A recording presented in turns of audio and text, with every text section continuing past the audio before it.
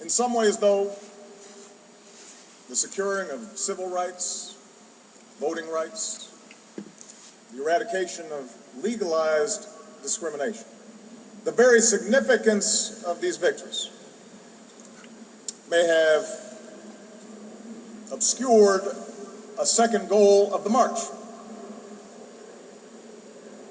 For the men and women who gathered 50 years ago, were not there in search of some abstract ideal. They were there seeking jobs as well as justice. Not just the absence of oppression, but the presence of economic opportunity. For what does it profit a man, Dr. King would ask, to sit at an integrated lunch counter if he can't afford the meal?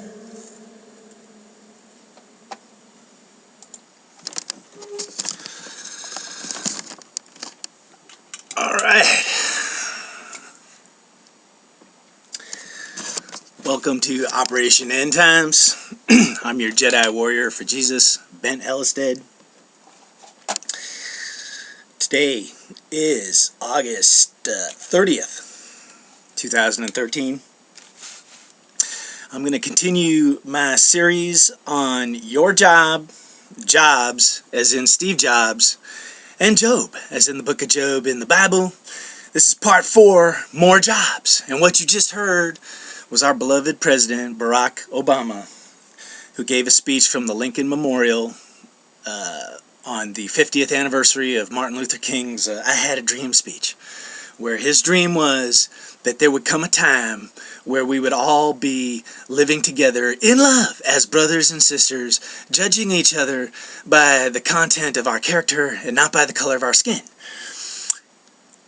I will tell you, even under that dream, it's a wonderful dream, but if we're judging each other by the content of our character, then there is still shadowy people, dark people floating around, and you have to judge them according to their character, what's manifesting from them, including our own beloved president. And right now he's at a crossroad of his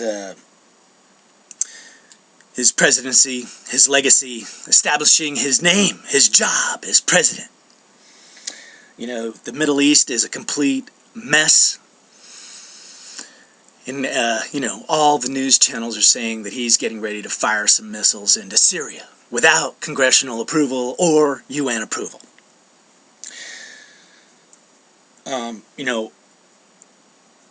A lot of brothers and sisters out there in the last day or so have put up signs saying no war in the name of God, and, God bless them for that. And I'm with you. God is not about choosing sides in a war. And God is not telling you to go out and kill a bunch of people.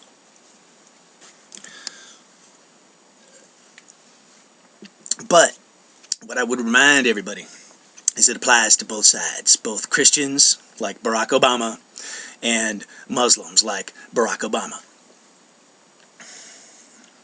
Whether it's jihad, that's war, spiritual war, whatever. I'm just saying, there's two sides here, and of course, Christians and Muslims have been fighting each other, for ages. Obama, what he could be doing right now is, he got the Nobel Peace Prize for doing absolutely nothing. What he could be doing is getting on the global stage, go to the UN, go to Syria, go wherever you got to go, but preach love and laying down your arms. That's the solution to what's going on in the Middle East right now. Earn your Nobel Peace Prize. I'm going to talk today about another guy that got what they called a golden parachute. His name was John Scully. Just his name, Skull, tells you that he's probably some kind of shadow path man. Even though, God bless him, I hope he's seen the glory and the light of God. But he's a man that Apple hired right around 1984. Steve Jobs hired him. He was the CEO of Pepsi. He had made millions and billions of dollars marketing Pepsi as the alternative to Coke. You know, and that's kind of like Coke and Pepsi. Oh, Muslim and Christian, or Muslim and Jew, you know, because we all claim to worship God, but somehow it's a different God. And I'm going to tell you, I do believe there are two gods, but it's as simple as this. If you're walking in truth and love, not with a gun, you're worshiping the God I worship. If you are hating and finding a reason to pick up a gun and kill somebody, you're walking with some other God. You know, that's just where I'm at, man. But anyway, more jobs, more on jobs. You know, what Barack Obama was also saying was that you know, the pursuit of happiness can't be done without the dignity of work. And of course, he's promising all sorts of gravy jobs with high-paying salaries, which is a complete fantasy distortion field. Even though I, for one, would join him, and I think millions of Americans would, saying, let's, you know, if we could make everybody have a cool, high-paying job, why not? But it's all about what's real and what's not real. You know, Steve Jobs, you know, that's one thing I liked about him, is I thought he was grounded in reality. And that's why me and him, I think we were similar people of a similar mold, a similar mindset. But people that were walking around in distortions, you know, bullshit, devil's advocates, he saw right through them, and they didn't get too far with him. You know, Steve was a spiritual guy. I put a quote on the video from part 3. I'm going to pull it up real quick for you. Hopefully my computer will stay with us this whole way.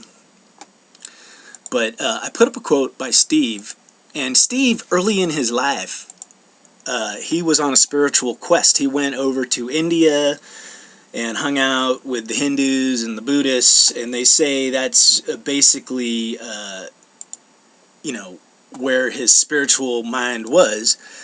Now, whether he accepted Jesus Christ or walked with Jesus Christ, you know, I have no idea. You know, I did a video on tribulation when he died, a tribute where I showed his speech that he gave at Stanford. And it made me cry, because I don't know why, you know. I believe in my heart. I perceive in my heart that me and Steve will see each other again, and that God loves him so much. But for some reason, that speech that he gave at Stanford when he was talking about death made me think that somehow he wasn't seeing the glory of God, that his eye had been darkened somehow, which was really sad. But one of the quotes that I listed on the Apple Odyssey, part 3 of this series, was Steve Jobs, where he said, remember the 60s happened in the early 70s, and that's when I came of age. And to me, the spark of that was that there was something beyond what you see every day, the Spirit.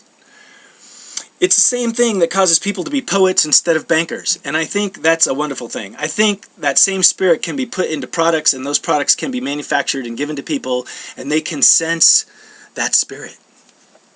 And I'll tell you what, you know, Steve also said the journey is the reward, and I loved working at Apple. I was there for 18 years, and it was a journey. It was an adventure. Every day was different for me, and I climbed on board a willing crew member with Steve. You know, I grabbed an oar. I yearned to row, like the song I made, Valhalla Kala, you know, to a distant shore to get the foe, IBM, or whoever stood in Apple's path. You know, it's the Viking spirit. But, you know, it's the spirit of Steve Jobs. You know, like I said, in his early days, he went on a spiritual quest. I think he was a man filled with love and compassion. You know, the other guy in this series is Job. You know, Job was a spiritual man. You know, he was said to be perfect and righteous, upstanding.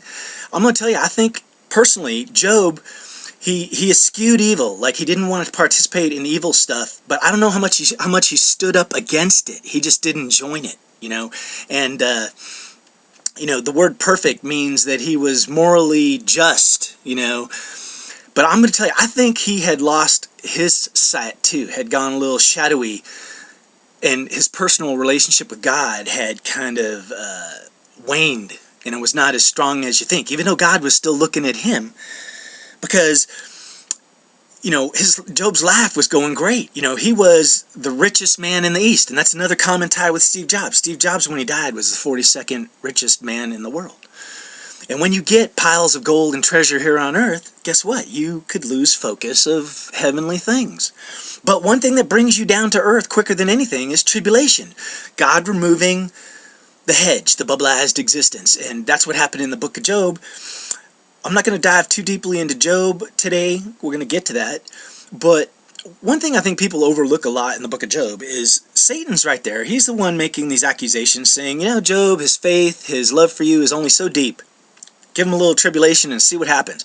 And God removes his hand and he tells Satan, you can go forth and do what you want. And then it talks about a whirlwind approaches Job's house and his kids and destroys a bunch of stuff. A whirlwind. So I'm just going to tell you, the whirlwind is Satan, man. So once we get into Job and we start reading it and we're talking about somebody talking out of a whirlwind, it's Satan, And most people, I think, attribute it to being God, But the story is it's Satan that accuses Job. God sends Satan out twice, So Satan, he doesn't just disappear and you never hear from him again after the first 2 or 3 chapters of Job. No, he's right there. But we'll get to that. We're not going to get,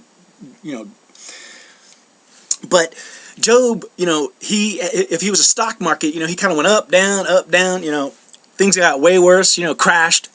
Steve Jobs, kind of the same. The very man he brought in to help the company, John Scully, stabbed him in the back. They said it was a power struggle, but it was more like a mutiny on the ship. Now, a couple things about Steve and spirituality, because the spirit of Steve, they said, will remain with the company. One thing I liked about Steve is he had a thing called the Apple values, and one of the things about life nowadays is it seems like the moral high bar keeps getting lowered and lowered and lowered because our values keep getting lowered. I liked working at Apple because I like the Apple values. I'm going to just read them for you real quick. The first one is empathy for customers and users. Like you heard Steve in part 3, he said you start with the customers. Figure out what the heck it is they want. The second value was aggressive achievement. Apple was an aggressive company. They wanted to be out front. They were running a race to win it. Third value, positive social contribution. Change the world in a positive way. Innovation and vision. That was Steve, but he welcomed other people that had vision as well. Steve was a big fan of the Beatles, and that was one of his quotes, as he said, man, I like those guys because they somehow controlled all their negative energies and produced something that was just mind-blowingly amazing and bigger than the sum total of their individual parts. Individual performance. What I loved about Apple is if you kicked ass, they rewarded you for it. None of this unionized, we are one mentality. Even though that was the cancer at Apple that crept in that Steve couldn't keep at bay. Because like in the human resource department, it was filled with just the liberal types. And a lot of liberal types will tell me Steve Jobs was completely liberal. And maybe he was. God bless him. Who cares? Steve, I do believe, always wanted to help people and pay people good money, but he also wanted them to perform because he gave speeches. Like when the Macintosh factory first opened up, I was right there. And he said, we're going to be the best factory in the world, and we're going to hire the best people to work in the best factory. And what I will tell you is that's where the plan went astray, is they did not hire the best people. They started using government standards, the crap that Obama's talking about when he's talking about all them make-believe jobs, where, Apple was taking federal contracts, so we had to then have a certain number of blacks, Mexicans, Asians, whatever, and I'm for a workforce that looks like the general population. But, if it subverts the overall goal of hiring the best people, it's a bad policy, And that's kind of what happened. They were hiring people that couldn't read or write, and then they would tell me, you need to teach them to read or write. And I was like, well, isn't that what school was for, And I'm going to tell you right now, I may be getting diverted a little bit, but that's why they asked me to leave the Macintosh factory, and I went over to Cupertino and joined the new product operations group, the startup. And, I didn't pull that picture, so I'm going to have to find it, post it somewhere, and link it in so you can all look at it. But it's me kind of sitting in the middle of the group with some crazy sunglasses on. I will find that picture and post it. Okay, but at the factory, I had been boxed in. They had built a box, a labyrinth around me, and they were telling me things like, hey, don't go into other people's work areas, and don't try and improve everything overall. Just do your job. That's the liberal mindset. So I got to the point where I could do my work in like an hour or two, so I'd sit out back on a lounge chair drinking pina coladas for 6 hours a day. And when they sent me out to Cupertino, that's where my manager, Jimmy, found me that day. When he finally tracked me down, he's like, "What the hell are you doing out here?" And I'm like, "I'm just enjoying myself, because inside they don't want me stepping on nobody's toes." But one of the ideas that I floated in the factory was that they should have quotas, that they should have certain levels of expectancies of work that a person should perform to be an employee and to get a raise. Because I saw people sitting around doing absolutely nothing. That's my dog, Brucey, just came in, just opened up the door for him. But,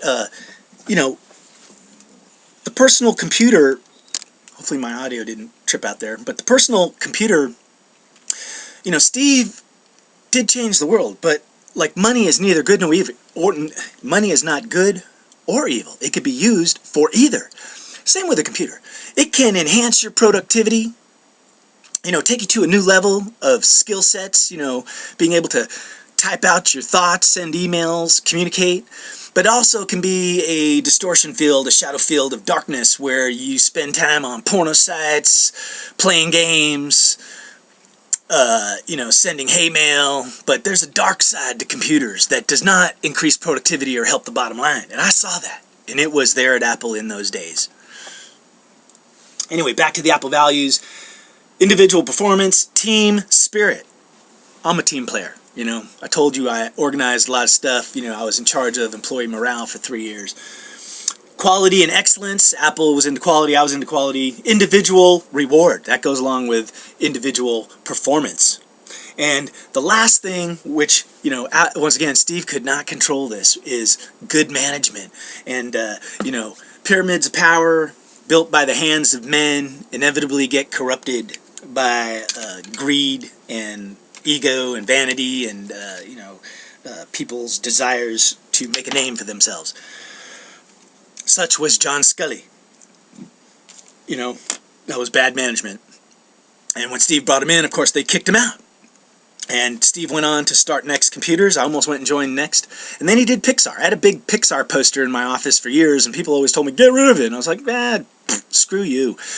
But I used to tell people, Pixar's made more money. Steve Jobs has made more money over there at Pixar with Walt Disney than Apple ever made. But if he comes back over here, we'll make shitloads of money. And I was prophetic, because when he came back, Apple did make more money than they had ever made.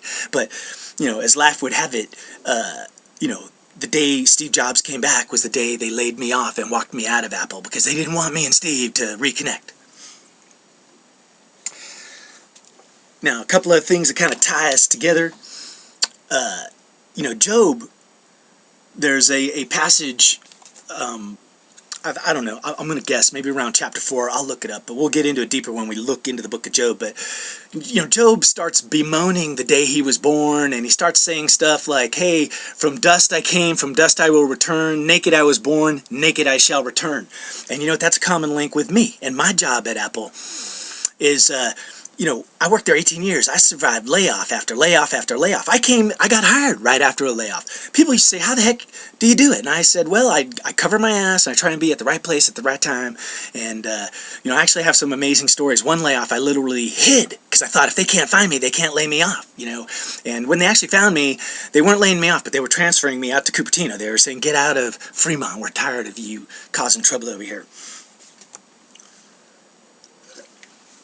But I was kind of like a Job. I used to tell all my friends and fellow employees, I used to say, if they ever do lay me off, naked I came into this company, and naked I shall leave. I shall walk out of my office wherever I am, butt naked. And I used to say that for years. And I didn't realize how far that had permeated within all the people that knew me.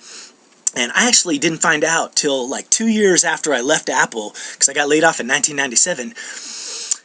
They got me off the campus within 60 minutes of my manager laying me off. And you know what? He actually got laid off and was off the campus within 60 minutes of laying me off. So he was just like a sacrificial lamb they sent to do the dirty work to lay me off. And I don't know what the heck they thought I would or wouldn't do, but I didn't do a darn thing. I just gathered my stuff and left. But I completely forgot about that pledge to walk out naked. I wish I would have done that. But what I found out like a year or two later, I was talking to some friends about the whole thing, and they were like, man, a couple hundred people gathered outside your office, because I was on the 3rd floor of Infinite Loop 1, looking right out over the main lobby, and I said, well, what the heck were they all gathered for? And they said, man, everybody thought you were going to come walking out of there butt naked, and they wanted to take pictures and just see it happening live. And you know what? That would have been glorious if they would have just left me alone for a few minutes so some friends could have reminded me of my pledge, my oath, and I would have fulfilled it. And, you know, maybe that's something I need to do, is go down to Apple and just butt naked and say, hey, I'm just here for a photo op. You know, I'm trying to recreate me walking out of here, you know. So maybe I'll contact them. Maybe Steve will, you know, help me out. But, you know, Steve's spirit, the Apple value spirit, there was a super positive spirit. There was dark spirits walking around Apple. But anyway, a spiritual events at Apple, I wanted to talk about John Scully. So we're going to go back in time. Woo! You know, like in the time machine. Woo, Mr. Turtle. But in 1984... Apple released what is known as the commercial, and they did it at halftime of the Super Bowl, and it was game-changing, reality-changing. You know, it was a manifestation of Steve Jobs that literally changed the landscape of the world. Because for one, after that commercial aired, from that point on, to buy commercial time during the Super Bowl cost just shitloads of money, and now, even to this day, it's all about watching the commercials at halftime. But where did all that start? With that Apple commercial. But the commercial itself was George Orwell had written a book, Big Brother, about life in the future. He was in the 40s, looking 50 years into the future, and what he saw was darkness, shadows, Big Brother, a world controlled by the government, where every aspect of our lives was tracked and monitored. And you know what, my friends? We're almost kind of there. But in the commercial, there was a bunch of zombie-like people all standing there, sitting on the pews going, ooh, and they were looking at a screen with a big Wizard of Oz type head, this old guy with glasses saying, we will, you know, for your own good, do this and do that, and your life is awesome, even though the place looked hellish, you know. But hope was still alive, because the Apple chick, this blonde chick with red shorts and a white t-shirt with an Apple logo, came running in with the hammer of Thor and flung it, and it smashed into the screen with a big head, and it blew up, and light came pouring out, and it just permeated all the people sitting in the seats. They were all, oh, as their eyes were being opened. And you know what? It was spiritual, my friends. Anybody that watched it, our hairs literally stood up on end. And everybody was going, wow. And it was then they knew that Apple was for real and going to change the world. And you know, even in the book of Job, it's in chapter 4, he's in the darkness and he sees a spirit and his hairs stand up on end. That's what that means. When your hairs are standing up on end, you're electrified. You're tapping into some kind of higher conduit of energy. You know, people that say Steve Jobs wasn't anything special, well, that was kind of special, you know. So anyway, we continue in time. That was 1984. That was when the Van Halen album came out that had Too Hot for Teacher, Jump, and Panama. You know, rock and roll was alive and well. There was this commercial that was on TV. I'm going to show it to you. Okay?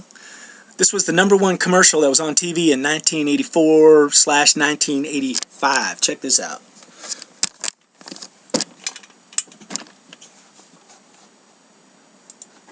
This is for Wendy's hamburgers. It certainly is a big bun. It's a very big bun. Big fluffy bun. It's a very big fluffy bun.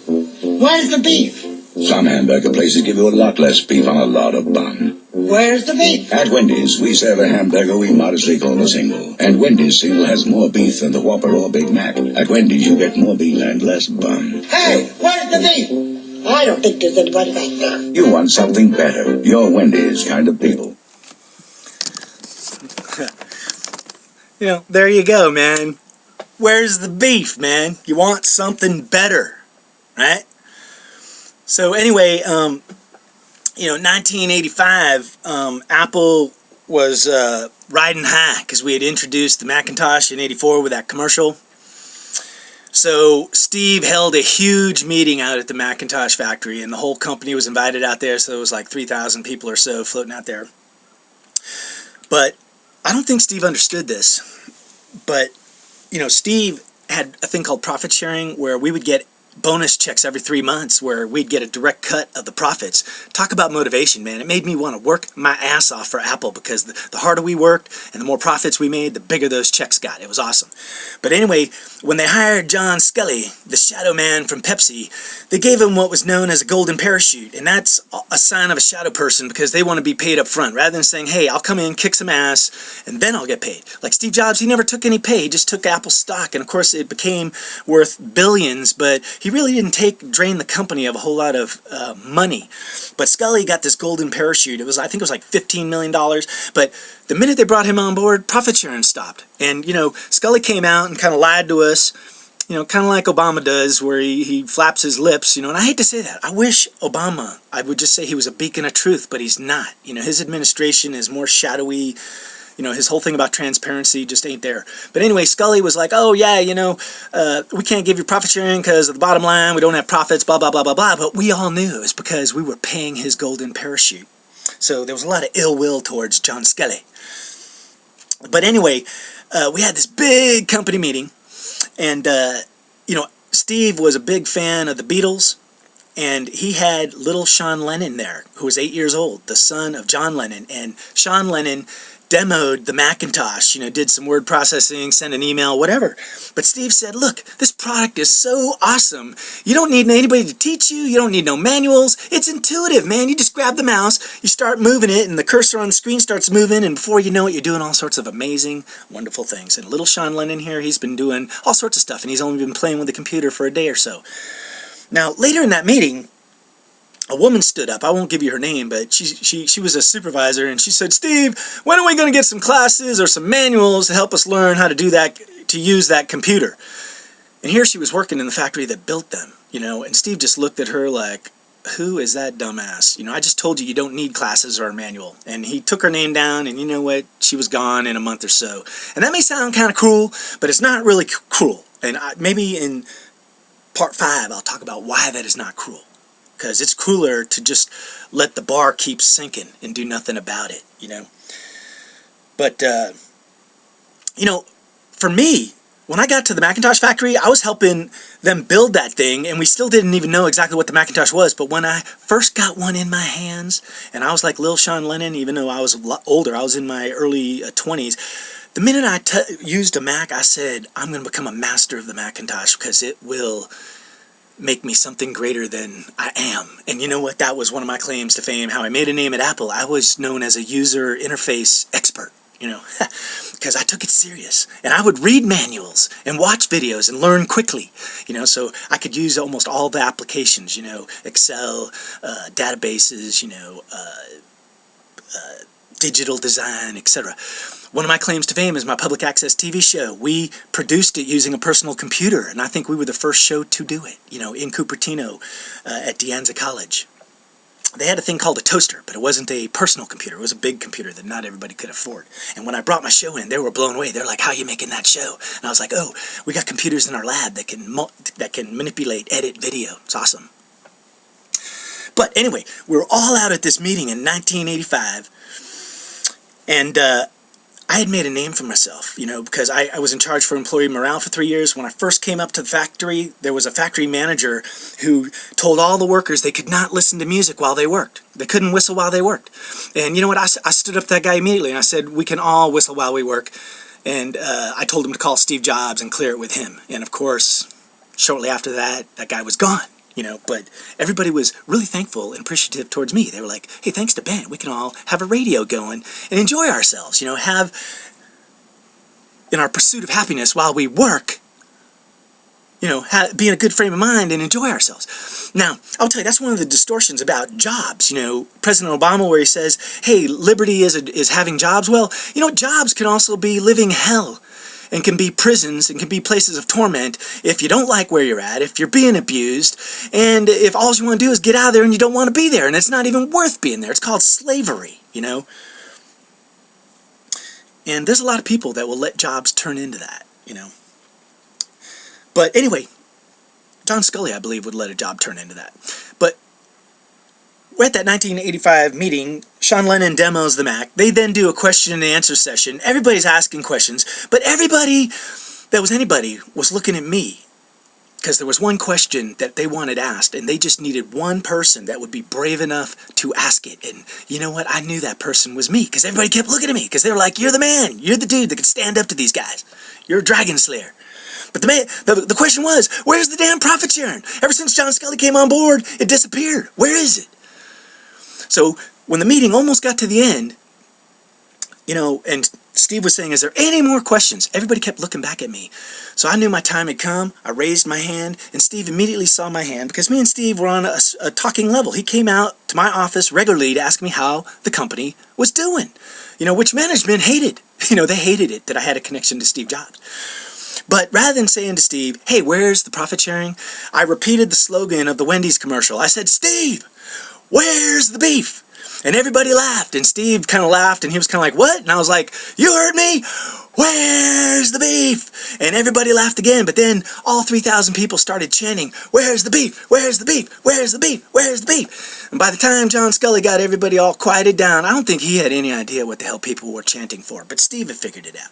And he kind of chuckled, and he said, okay, Ben. He goes, we'll have profit sharing, I promise you, next month. And it was like, yay! 3,000 people cheering, and guess what? The good times, the spirit of joy was back in the workplace, because we were no longer getting gypped out of our hard-earned reward, which was part of the Apple values, which Scully, whether he realized it or not, the minute he came on board, he stepped on all of our toes and on those values and lowered the bar.